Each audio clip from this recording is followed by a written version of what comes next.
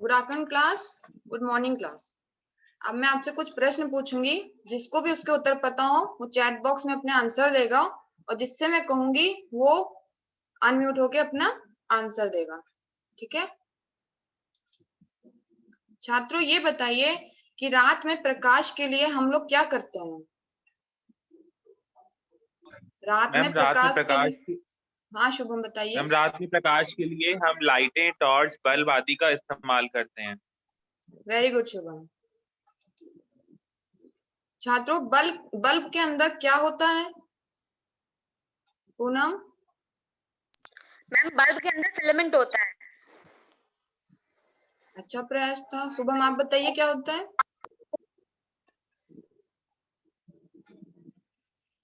Ma'am नहीं पता मुझे। बल्ब के अंदर टंगस्टन का तार तो गैस होती है।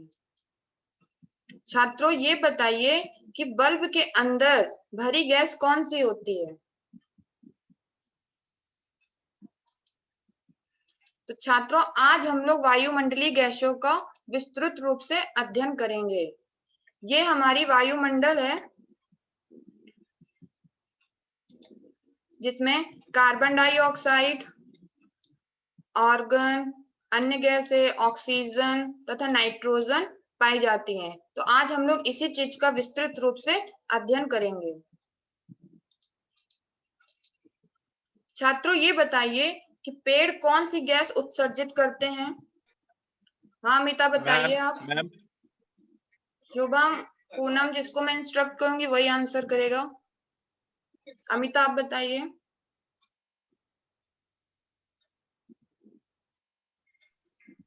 मैम पेड़ ऑक्सीजन उत्सर्जित करते हैं। शाबाश। सांस लेने के लिए कौन सी गैस उपयोग में की जाती है? हाँ पूनम बताइए आप। मैम सांस लेने के लिए हमें ऑक्सीजन की आवश्यकता होती है।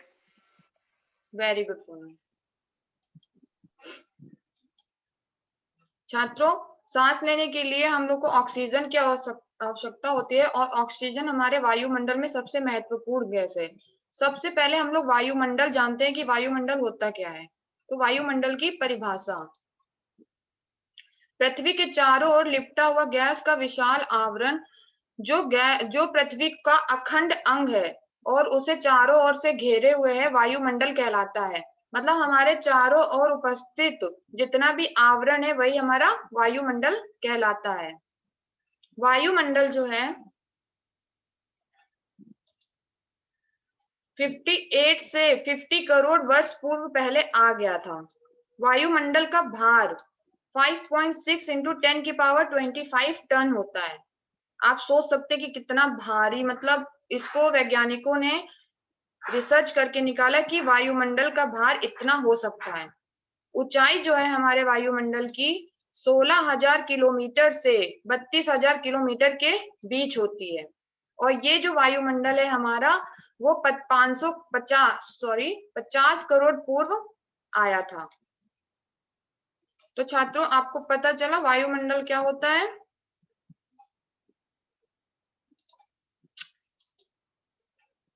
पृथ्वी की वायुमंडल में कुछ परतें पाई जाती हैं। सबसे निचली परत होती है क्षोभ मंडल, उसके ऊपर आती है समताप मंडल, उसके ऊपर आती है मध्य मंडल, उसके ऊपर आती है आयन मंडल, और उसके ऊपर आती है ब्रह्मंडल। ये हमारी वायुमंडली की कुछ परतें होती हैं। क्षोभ मंडल, इंग्लिश में इसको ट्रोपोस्फेयर कहते हैं, समताप मंडल को स्ट्रेटोस्फेयर कहते हैं, और जो हमारा मध्य मंडल होता है इसे मेसोस्फेयर कहते हैं। आयन मंडल को आयनोस्फेयर तथा ब्रह्मंडल को एक्सोस्फेयर कहते हैं। ये हमारी बहुत ही महत्वपूर्ण परतें होती हैं जो हमारे वायुमंडल के चारों ओर पाई जाती हैं।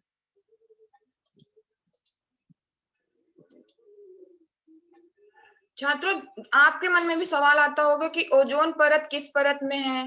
वायुमंडल की संरचना के अंदर ओजोन परत किस परत में पाई जाती है? वायुयान किस परत में उड़ते हैं? ग्रीन हाउस गैस के सबसे बड़ा कारक क्या है? सबसे ज्यादा वायुमंडल में तत्व क्या है? सबसे ज्यादा पाई जाने वाली अक्रिय गैसें कौन सी होती हैं? तो इन सब के आंसर्स हम लोग आगे देखेंगे। और ओजोन परत आगे की स्लाइड्स में हम लोग देखते हैं।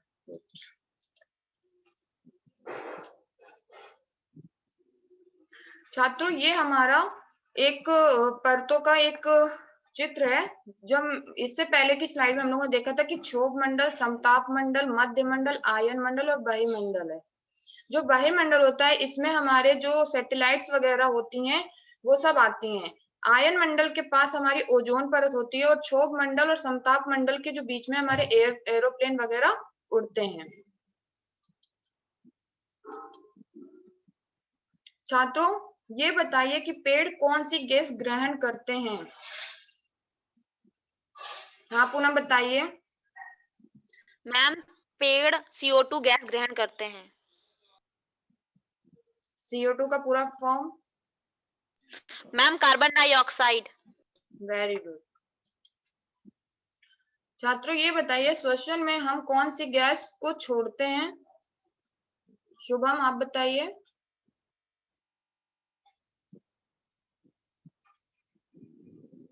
अमिता?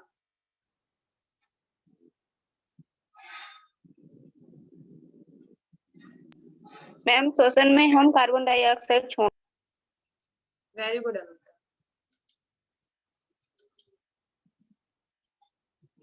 छात्रों, हम लोग वायुमंडल का संगठन पहले देखते हैं कि वायुमंडल का संगठन कैसे हुआ। उसके निम्नलिखित तत्वों से हुआ है। जैसे पहला हमारा गैसों से होता है, वायुमंडल का संगठन धूल कणों से होता है और एक जल वाष्प से होता है। गैसों से मतलब जैसे हमारे वायुमंडल में बहुत सारी गैसेस पाई जाती हैं। हम लोगों ने आगे की स्लाइड में देखा था, जैसे oxygen, carbon dioxide, organ organ और नाइट्रोजन एक्सेट्रा। तो इस टाइप की जो गैसेस होती हैं वो हमारे वायुमंडल में पाई जाती हैं, जिससे वायुमंडल हमारा बनता है। धूल और कण जो हमारे पृथ्वी में हम लोग देखते हैं, और कुछ कण ऐसे भी होते हैं जो हमें नहीं भी दिखाई देते हैं। धूल कणों की सहायता से ही हम लोग एक वस्तु को दूसरी मतलब एक जगह से दूसरी वस्तु को देख सकते हैं। जल वाष्प जो हमने जल चक्र। किसके पास?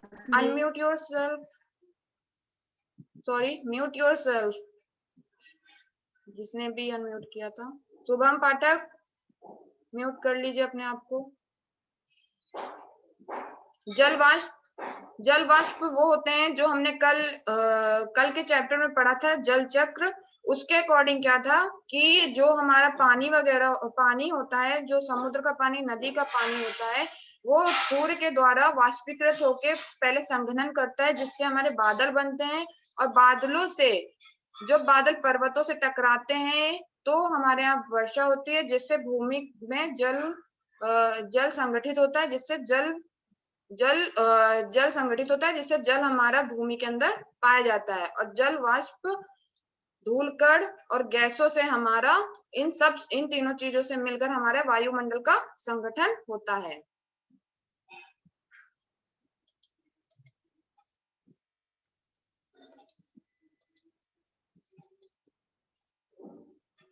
छात्रों, वायुमंडल में जो हमारी प्रमुख गैसें हैं वो हैं नाइट्रोजन, ऑक्सीजन, कार्बन डाइऑक्साइड और अन्य गैसें, जैसे कि हमारी ऑर्गन एक्सेट्रा हो गई। धूलकण डस्ट माइट्स में होते हैं। एरोसोल सौर विकिरण के परावर्तन और प्रकीर्णन द्वारा ऊष्मा अवशोषित करते हैं, उन्हें ही हम लोग धूलकण कहते हैं। जल वाष्प सर्वाधिक मात्रा में भूमध्य रेखा न्यूनतम मात्रा सर्वाधिक मात्रा में जल वाष्प भूमध्य रेखा के पास पाई जाती है, तथा न्यूनतम मात्रा में जो जल वाष्प होती है वो ध्रुवों के आसपास पाई जाती है। भूमि से 5 किलोमीटर तक की ऊंचाई वाले वायुमंडल में समस्त जल वाष्प का 90% भाग होता है। वायुमंडल में जलमंडल का 0.001% भाग सुरक्षित रहता है। तो ये जो होते हैं हमारे 3 मुख्य कारक होते हैं जो वायुमंडल का संगठन करते हैं। क्या क्या? पहला प्रमुख गैसें होती हैं, धूल कण होते हैं और जल वाष्प होती है। आप लोग को समझ में आ गया? Poonam, Amita? Yes ma'am. Okay.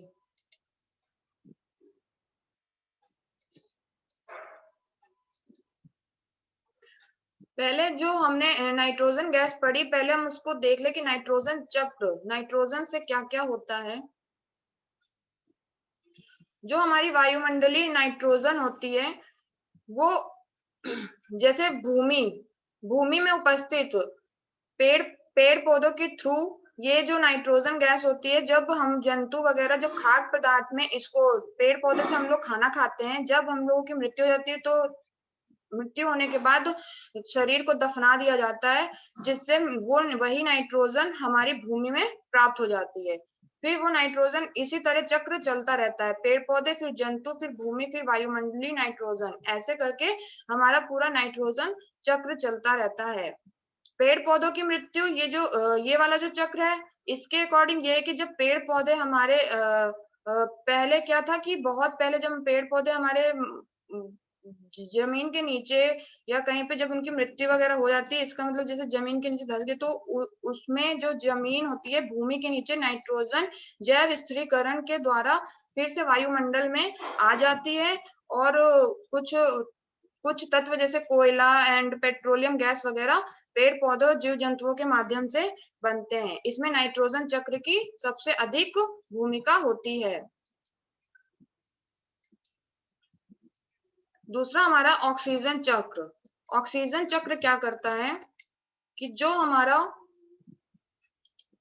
पेड़ है और ये हमारे जो मनुष्य हैं, कहा जाता है कि पेड़ ना हो तो ऑक्सीजन की बहुत ज्यादा ही कमी आ जाएगी। पेड़ के बिना मतलब इंसान क्या कोई भी नहीं रह सकता। तो इस वजह से पेड़ जो होते हैं वो ऑक्सीजन को उत्सर्जित करते हैं, जो मनुष्य सांस के माध्यम से अपने अंदर ग्रहित करता है, और जब वो सांस छोड़ता है तो कार्बन डाइऑक्साइड छोड़ता है, तो वो पेड़ उत्सर्जित कर लेते हैं अपने अंदर। तो यही हमारा ऑक्सीजन चक्र चलता रहता है। मतलब पेड़ों को इंसानों को पेड़ों की सबसे ज्यादा आवश्यकता होती है, इसीलिए कहा जाता है कि पेड़ों को लगाएं।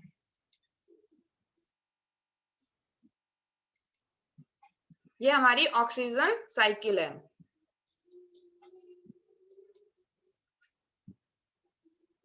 अब हम लोग ऑक्सीजन देखा हमने, अब ऑक्सीजन के कुछ महत्वपूर्ण बिंदु पढ़ेंगे। पहला, ऑक्सीजन को O से प्रदर्शित किया जाता है। इसका परमाणु क्रमांक 8 तथा परमाणु भार 16 होता है। ये गैस दहन के लिए आवश्यक होती है। कैसे? जैसे हमने एक मोमबत्ती लिया, उसको हमने जला के रखा तो वो जलती रहेगी। अगर उसमें हम एक कांच का गिलास लें और उसको ढक दें, थोड़ी देर बाद आप देखेंगे कि वो मोमबत्ती बुझ गई, मतलब वहां पर ऑक्सीजन नहीं गई, जिसकी वजह से हमारा जो जिसकी वजह से जो हमारी जैसे मोमबत्ती वगैरह होती है वो बुझ जाती है। इसी वजह से कहा जाता है कि जो ऑक्सीजन गैस होती है वो दहन के लिए सबसे महत्वपूर्ण है। ये एक प्राणदायिनी गैस है। ऑक्सीजन गैस जो होता है, जो मनुष्य होते हैं वो सब ऑक्सीजन से ही जीवित रहते हैं, इसलिए इसको प्राणदायिनी गैस भी कहा जाता है। Carbon dioxide. कार्बन डाइऑक्साइड के भी कुछ महत्वपूर्ण पॉइंट हैं। जैसे कार्बन डाइऑक्साइड का जो अणु सूत्र होता है वो CO2 होता है। कार्बन डाइऑक्साइड का उपयोग हम आग बुझाने के लिए करते हैं। रेफ्रिजरेटर में भी इसका उपयोग किया जाता है। पौधे कार्बन डाइऑक्साइड से ग्लूकोज और कार्बोहाइड्रेट बनाते हैं। विविध कारणों से इस गैस की सांद्रता में वृद्धि के कारण ग्लोबल वार्मिंग एवं जलवायु परिवर्तन की समस्या उत्पन्न हो रही है। जो हमारे कार्बन डाइऑक्साइड गैस है वो हमारे पर्यावरण के लिए उपयोगी भी है, और बहुत ज्यादा जैसे ग्लोबल वार्मिंग वगैरह के लिए हानिकारक भी है। ये जो हमारी कार्बन डाइऑक्साइड गैस होती है वो हमारा आग बुझाने के लिए सबसे ज्यादा महत्वपूर्ण पाई जाती है। रेफ्रिजरेटर में इसका उपयोग किया जाता है। और जो हमारा ग्लोबल वार्मिंग क्या होता है कि इसमें carbon monoxide, carbon dioxide, methane gas, ये सारी गैसेस हमारे पर्यावरण जो हमारे प्रदूषण वगैरह फैल रहे हैं, जिससे हमारी पृथ्वी गर्म हो रही है, ये कार्बन डाइऑक्साइड की वजह से ही हो रही है। इसीलिए कहा जाता है कि विविध कारणों से इस गैस की सांद्रता में वृद्धि के कारण ग्लोबल वार्मिंग एवं जलवायु परिवर्तन की समस्या उत्पन्न हो रही है।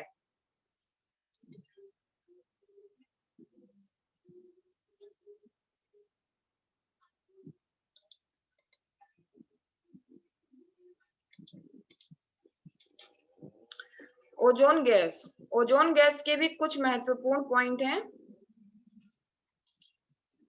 पहला, वायुमंडल में अति अल्प मात्रा में पाए जाने वाले ओजोन का सर्वाधिक सांद्रण 20 से 35 किलोमीटर की ऊंचाई पर है। ओजोन सूर्य से आने वाली घातक पराबैंगनी किरणों को रोकती है।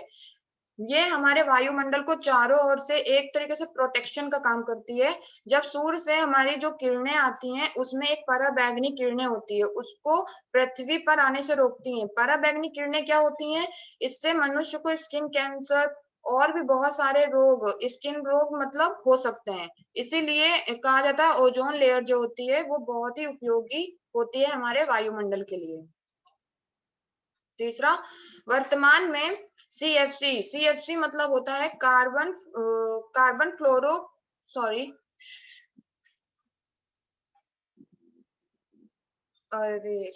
वर्तमान में सीएफसी एवं अन्य ओजोन क्षरण पदार्थों की बढ़ती मात्रा के कारण ओजोन परत का क्षरण एक गंभीर समस्या के रूप में उभरी है। तो जो हमारा क्लोरोफ्लोरोकार्बन, ओके, सीएफसी का फुल फॉर्म होता है क्लोरोफ्लोरोकार्बन एंड अन्य ओजोन क्षरण पदार्थों की बढ़ती मात्रा के कारण ओजोन परत के क्षरण की एक गंभीर समस्या के रूप में उभरी है। मतलब कि ये हमारे जो पृथ्वी से जो धुएं और जो प्रदूषण हो रहा है, जिसके कारण क्लोरोफ्लोरोकार्बन धुओं से हमारा पृथ्वी में जैसे कारखानों से, फैक्ट्रियों से क्लोरोफ्लोरोकार्बन टाइप के धुएं निकलते हैं, जिससे ओजोन जो होती है, ओजोन का बहुत ही बुरी तरह से क्षरण हो रहा है, जिससे ओजोन परत गंभीर रूप से समस्याग्रस्त हो जा रही है। इसी वजह से कहा जाता है कि प्रदूषण को कम करें तथा जो कारखानों तथा फैक्ट्रियों का उपयोग कम मात्रा में करें। गैसों में नाइट्रोजन, ऑक्सीजन, कार्बन डाइऑक्साइड आदि भारी गैसें हैं, जबकि शेष गैसें हल्की गैसें हैं और वायुमंडल के ऊपरी भागों में स्थित होती हैं। गैसों में जो नाइट्रोजन, ऑक्सीजन और कार्बन डाइऑक्साइड होती हैं वो भारी होती हैं, इसीलिए वो जमीनी स्तर में ज्यादा रहती हैं, जबकि जो शेष गैसें होती है वो हल्की गैस होती हैं, तो वो वायुमंडल के ऊपर रहती हैं। कार्बन डाइऑक्साइड एवं ओजोन एक अस्थायी गैसें होती हैं, जबकि जो नाइट्रोजन, ऑक्सीजन, हाइड्रोजन और नियोन गैस होती हैं वो एक स्थायी गैस होती है। छात्रों, अब मैं आपसे कुछ प्रश्न पूछूंगी, जिसको भी उसके क्वेश्चंस के आंसर पता हो वो अनम्यूट होके उसके आंसर करेगा। छात्रों, ये बताइए ऑक्सीजन हमारे लिए क्यों आवश्यक है?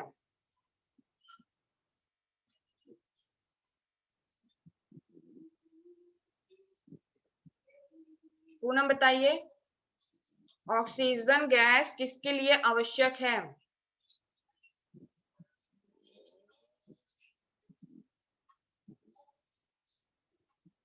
शुभम पाठक,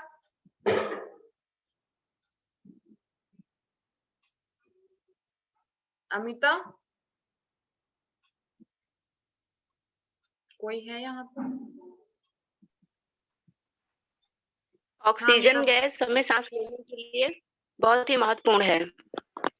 अच्छा प्रयास था अमिता। जो ऑक्सीजन गैस होती है वो श्वसन तथा दहन के लिए आवश्यक होती है। श्वसन मतलब सांस लेने के लिए, और दहन मतलब जो आग वगैरह के लिए हमारे लिए ऑक्सीजन जो होती है बहुत ही महत्वपूर्ण गैस होती है। छात्रों, ये बताइए कार्बन डाइऑक्साइड का अणु सूत्र क्या होता है? Poonam, yes ma'am. Carbon dioxide का अणु सूत्र क्या होता है? मैम, कार्बन डाइऑक्साइड का अणु सूत्र CO2 होता है। Very good Poonam.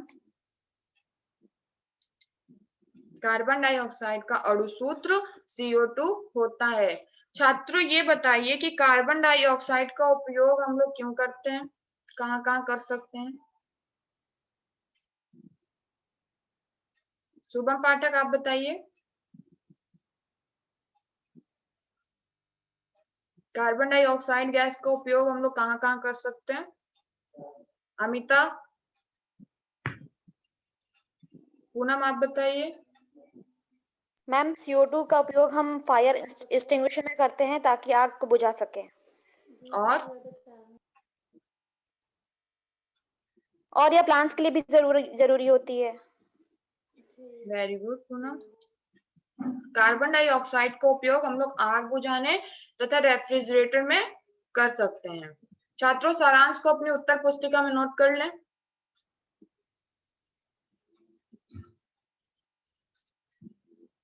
सभी ने कर लिया?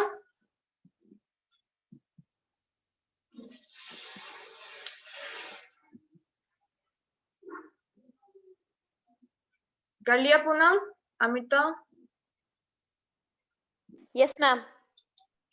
गृह कार्य, कार्बन डाइऑक्साइड उत्सर्जित करने वाले पदार्थों की सूची बनाएं तथा ग्रीन हाउस गैस प्रभाव के बारे में संक्षेप में लिखकर लाएं। छात्रों गृह कार्य को अपनी डायरी पर नोट करें।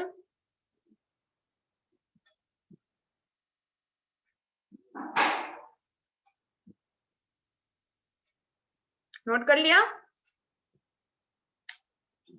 Yes ma'am. धन्यवाद क्लास।